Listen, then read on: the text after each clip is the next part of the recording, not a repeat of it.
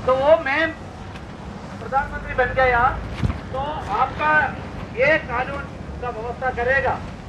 अभी किसान को लूट हो रहा है, वो लूट हम बंद करेंगे। अभी आप साथियों देख लो, 7 साल हो गया नरेंद्र मोदी जी प्रधानमंत्री पद पे बैठे हैं, फिर भी चुनाव लड़ा, फिर भी जीता है, प्रधानमंत्री स्थान पर बैठा है। ये 7 साल में ये जो प्रधानमंत्री नरेंद्र मोदी जी ऐसे एक कानून लेने के लिए तैयार नहीं है। जो और शहीद सुखदेव जी जिन्होंने अपने जीवन का सर्वोच्च बलिदान दिया और इस देश की आजादी का एक नया रास्ता देशवासियों के सामने उन्होंने रखा। आज हमें पुनर्विचार करना होगा कि कुर्बानी क्या होती है, देश के लिए क्या जज्बात होते हैं, दूसरों के लिए अपने हितों को कुर्बान करना क्या मायने रखता है। ये बातें हम आज के दिन कर सकते हैं, लेकिन आज इस बात का अफसोस है कि शहीद भगत सिंह का हम नाम लेते हैं, उनकी कुर्बानियों को भी याद करते हैं, लेकिन देश के हालात आज ऐसे बने हुए हैं, आज ये सुना जाता है कि भगत सिंह इस देश में पैदा हो लेकिन अपने घर में ना हो, पड़ोस के अंदर पैदा हो। आज अगर किसी नौजवान के ऊपर देश हित में आंदोलन करने पर अगर एक मामूली सा मुकदमा भी दर्ज हो जाता है तो माँ बाप और परिवार की चिंता बढ़ जाती है कि मुकदमा दर्ज हो गया, कैसे पीछा छूटेगा। आज अगर हम देश और धर्म की लड़ाई लड़ने के लिए आगे बढ़ते हैं और हुकूमत का सामना करना पड़े तो मन के अंदर डर रहता है कि पुलिस खड़ी होगी, कहीं गिरफ्तारी हो गई तो क्या होगा। शहीद भगत सिंह जैसे जिनकी शादी भी नहीं हुई थी, आज मैं एक अखबार में पढ़ रहा था कि जब उनके जीवन का अंतिम समय आया तो उनसे जल्लाद ने कहा कि भगत सिंह जी आपके कुछ ही क्षण बाकी हैं, अगर आप ठीक समझे तो परमात्मा को याद कर लीजिए। सरदार भगत सिंह जी ने कहा, कहने लगा मैं उस परमात्मा को याद करूं जिस परमात्मा के होते हुए मेरा देश गुलाम है, मेरे देशवासियों को आजादी से अपनी बात कहने का हक नहीं, अपना जीवन जीने का हक नहीं, मैं ऐसे परमात्मा को बिल्कुल याद नहीं करूंगा। और उन्होंने फांसी के फंदे को चूमा। उनसे कितनी ही दफा ये कहा कि आप माफी मांग लो, आपकी फांसी को टाल दिया जाएगा।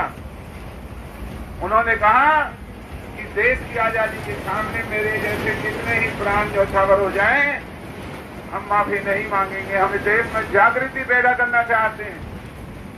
और उसी अखबार में आज लिखा हुआ था, उनके एक चौथे साथी और थे, उनका नाम था सोमदत्त गुप्ता जी, कुछ ऐसा नाम था।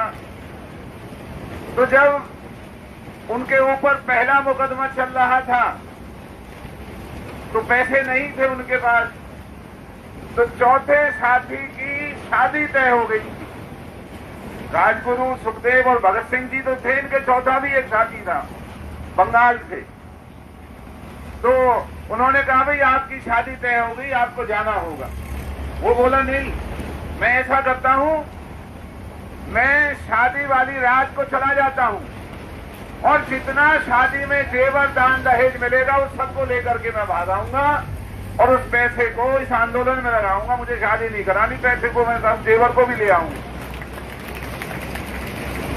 उनके दूसरे साथियों ने कहा भाई ये तो अच्छा नहीं होगा, आप अपनी ब्यासा को इस तरह से अपमानित करें, उसके जीवन को बर्बाद करें और आप जो है किसी के लिए बोझ बने, ये अच्छी बात नहीं।